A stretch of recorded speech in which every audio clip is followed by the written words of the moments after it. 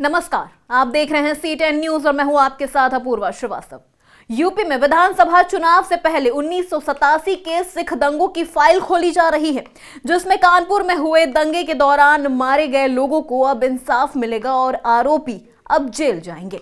SIT की तरफ से पुनः विवेचना वाले 11 मामलों में अब तक 67 आरोपित चिन्हित किए गए हैं, जिन पर जल्द ही फैसला लिया जाएगा। साल 1984 में जब देश की पूर्व प्रधानमंत्री इंदिरा गांधी की हत्या कर दी गई थी, इसके बाद देश भर में दंगों की ज्वाला भड़क गई थी, जिससे कानपुर शहर भी अछूता नहीं रहा और शहर में दंगे की लपटें देखने और सुनने को मिली थी। दंगे में कई लोगों ने अपनी जान गंवाई थी। अब इन लोगों को इंसाफ मिल सकता है। मामले में अब योगी सरकार की तरफ से एसआईटी का गठन किया गया था, जिसमें एसआईटी ने पुनः विवेचना वाले 11 मामलों में अब तक 67 आरोपियों को चिन्हित किया है और इसकी सूची भी शासन को भेजा है। एसआईटी एसपी बालेंदु भूषण का कहना है कि शासन की तरफ से आदेश मिलते ही आरोपियों की जल्द गिरफ्तारी भी की जाएगी। वर्ष 2019 के फरवरी महीने में उत्तर प्रदेश सरकार द्वारा कानपुर में सन 84 में इंदिरा गांधी जी की हत्या के बाद घटित हुए सिख विरोधी दंगों की जांच आबलिग विवेचना के क्रम में एसआईटी का गठन किया गया था।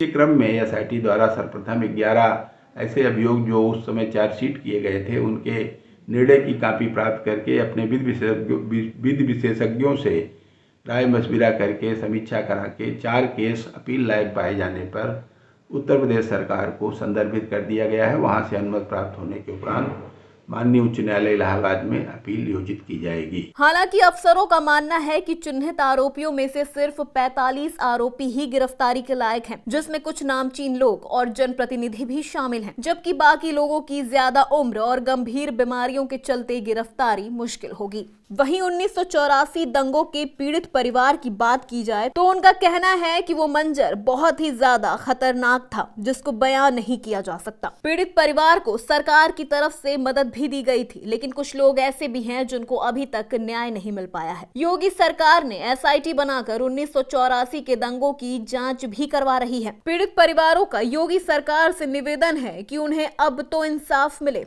2 भाइयों को जिंदा जला दिया गया, ये अशोक नगर में और सेंट जेवियर स्कूल के पास चौराहे पे उनको जिंदा जला दिया गया। 36 वर्षों के बाद एसआईटी ने अपनी जांच सौंपी है, जिसमें 67 लोग चिन्हित किए गए हैं। क्या कहना है उस बारे में को कुछ भी पता नहीं है, कुछ भी नहीं पता हमको उस बारे में।